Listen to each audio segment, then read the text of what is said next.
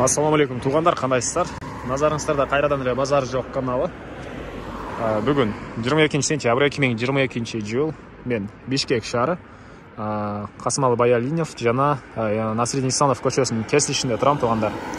Ушул жерден бир сатылуучу үй бар экен, ошол жөнүндө сиздерге маалымат берейин дегем. Азыр биринчи жолу баруу жолун түшүндүрөйүн туғандар. Сиздер ушул Насреддин Исанов көчөсү жана Баялинов көчөсүнүн кесилишинен бир аз эле түндүктү карай басканда Исанов Тюменский көчөсүнүн кесилишинде сатылуучу үйүбүз жайгашкан туғандар. Анан бул жер филармонияга, Жибек жолуна, Улуттук университетке бир аз эле чыгышты карай бассаңыздар Тоголок молдо көчөсүнө. Ал жактагы коюндарга деле анча деле алыс эмес, жакын эле болуп калат. Мына ушундай жерде жайгашкан. Бул жерден көп эле маршруткаларды бир аз эле чыгышты карай бассаңыздар Тоголок молдон деле көптөгөн маршруткаларга сиздер чыга аласыздар. Магазин, мектеп баары жакын жерлерде бар туғандар. Мына ушундай. Анда эмесе мен сатылуучуга карай жол алдым. Сиздер лайктан басып, өз оюңуздарды комментарийге жазып туруңуздар. Мынакей туғандар, келүү жолун түшүндүргөнчө бүгүнкү чыгарыштагы сатылуучу үйгө да жетип келип калдым. Бул мынакей көчө тарабы туғандар. Бул жактагы Тюменская көчөсү жана Исанов көчөсүнүн кесилишинде жайгашкан. Бул Исанов тараптан батыш чек арасы башталат.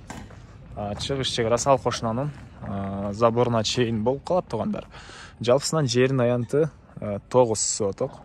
Көрүп тургансыздардай бийик көчө тараптан забор менен тосулган. Забордун үстүндө решеткалар деле бар экен, темирден болгон. Мынакей бул көчө тарабы. Бул жакта бир кандайдыр магазин иштеткенге же болбосо, кыскасын айтканда бир ушундай помещение бар.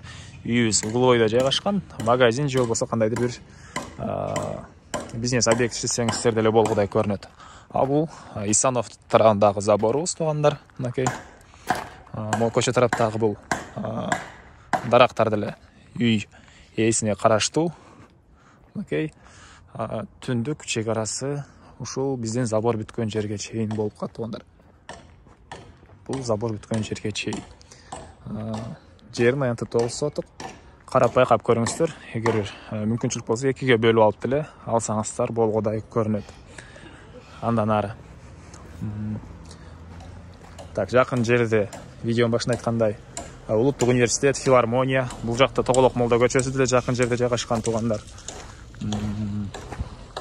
Манас проспектисине деле бат эле барып каласыздар, Жибек жолу Манас проспектисине. Андан ары эми бул жакта биздин негизги кирүүчү дарбазабыз жайгашкан. Мынакей көрүп турганыңыздардай дарбаза орнотулган туғандар. Ол жашыл дарбаза үй ээсине караштуу болуп калат. Коммуникация боюнча айтсак, баары центральный, отопление, газовый котел жана көмүр менен иштеген котел менен үйүбүздү жылытат. Мына ушундай. Эми короосуна кирип калган маалыматтарды берейин. Азыр бир аз иттин үнү чыгат туғандар, батыраак кылып өтүп кетем. Ошого даяр туруңуздар. Мынакей ит бар экен бул жакта. Бул мынакей короосунун көрүнүшү. Жерин аянты 9 соток. Алды тарабында көрүп турганыңыздардай. Алды тарабында чоң көрүп турганыңыздардай навес туғандар поликарбонат менен болгон. Мынакей ылдый тарабы брусчатка чапталган. Анан бул жакта чоң үйүбүз 150 квадрат метрлик туғандар. Толук түрдө кирпич менен бүтүрүлгөн. Арты тарабында түрлүү бактар, черешня, алма, курма жана башка бактар, гүлдөр баары бар экен туғандар. Мынакей ушундай көрүнүш. Видеонун жүрүшүн дагы көргөзсөм бул жакта туғандар. Андан ары иттин үнү өчүрүп бул жакка келейин, калган маалыматтарды берейин. Бул үйүбүз 150 квадрат метр, толук түрдө кирпич менен бүтүрүлгөн туғандар. Мынакей алды тарабында буякта очок, буякта чоң бир помещение бар экен. Временка деп коебузбу? Мына ушундай. Документтер боюнча техпаспорт, кызыл китеп бар туғандар. Эми азыр сиздерге бул чоң үйүбүздүн ички тарабын көргөзөйүн, андан соң короосуна чыгып да калган маалыматтарды берем. Дагы бир жолу эскерте кетейин, жерин аянты жалпысынан 9 соток туғандар. Мына алды тарабында дагы бош жер. Негизи боюнча кандайдыр жер жемиш эгип койсоңуздар деле болгодай көрүнөт, бирок азыркы учурда үй ээси бул жерде жашабанага байланыштуу мондай бош бойдон турат. Шабдалы бактары бар экен, алма жана көрүп турганыңыздардай тоокторду ушул жака коюп тургандар үй ээси. Андан ары бул жакта киргенде мондай бир прихожка туғандар. Бул жерден түз өтсөк кухняга кирет экенбиз. Киргенде эле кухня жайгашкан. Потолок пластик, дуалдары МДФ, түндік тараптан пластик терезе орнатылып тұр. Ички тараптан раковиналар орнатылып су шығарылған туғандар.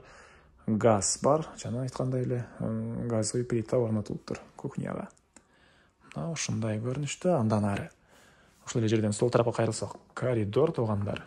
Бул коридордон биз калган бөлмөлөргө өтүп кете алат экенбиз. Биринчи эле болуп оң тараптан көргөзүп кете берейин. Бул жакта так душ жайгашкан. Бул жакта душ. Ички тарабынан раковина орнотулуп суу чыгарылыптыр. Дуалдары кафель, полдору деле баары кафель.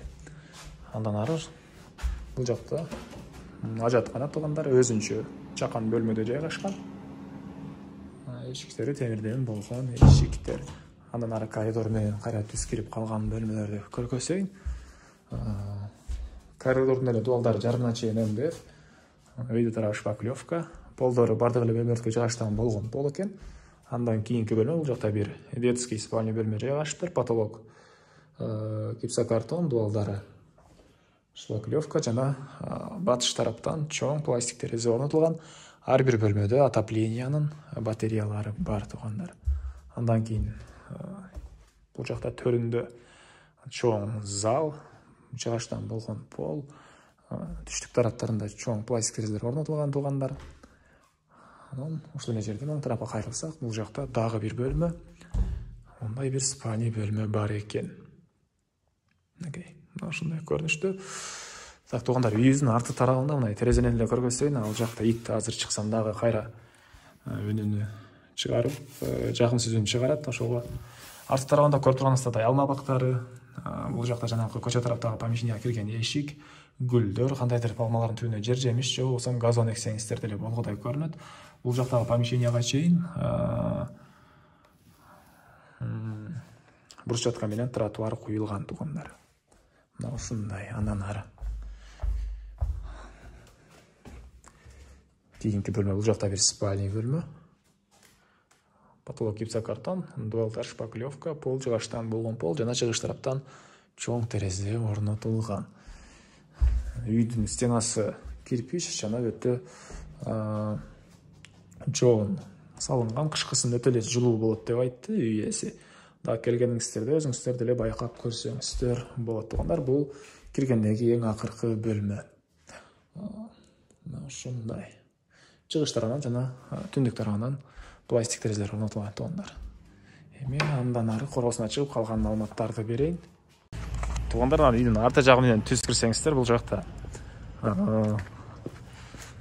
жанагы көчө тараптагы помещенияга кирген үй тараптагы эшиги, жана бул жакта үйдүн тышкы тарабындагы ажаткана жайгашкан.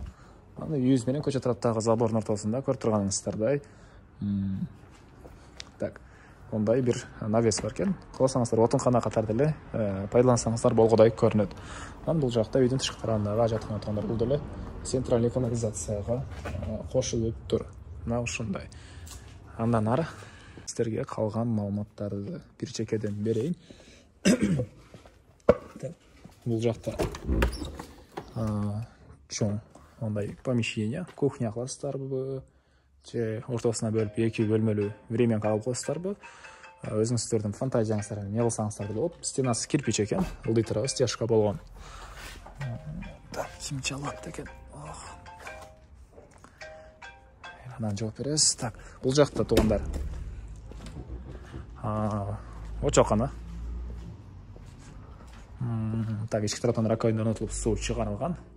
Бул жакта 3 очогу, чоң, орто жана кичи очок. Бул жакта мангал тугандар. Мангал бар экен. Мына ушундай. Полдору кафель, дуалдары деле жарымына чейин кафель экен. Батыш тараптан терезелер орнотулган. Мына ушундай. Андан ары бул жака кирели. Негизинен жер жемиш деле бул жака эгип койсоңуздар болгодай көрүнөт. Бирок ээси азыркы учурда бул жакта жашабаганына байланыштуу ондай бош бойдон турат. Шабдалы бактары. Анан түндүк тарапта кошуна менен болгон чек ара бул заборго чейин. Андан ары бул үйүбүздүн түндүк тарабы. батыш түндүктөрүндө летний душ жана бул жакта отоплениянын котелу жайгашкан бөлмө жайгашкан. Көмүр менен үйдү жылыткан котел жана газовый котел бар экен. Мына ушундай туугандар. Бул Ariston менин оюмча душтун суусун жылытат. Мына ушундай. Эми айтылбаган эмне маалымат калды туугандар? Айтылбаган бир эле баасы калды окшойт. Бул үйүздүн баасы $120,000 деп атышат. Сүйлөшүү болот. Ээсинин номерин мен экранга калтырам. Tel деп жазылып турат туугандар. Ээсинин номери экранда. Звонок кылып сүйлөшүп көрүңүздөр. Сүйлөшүү болот.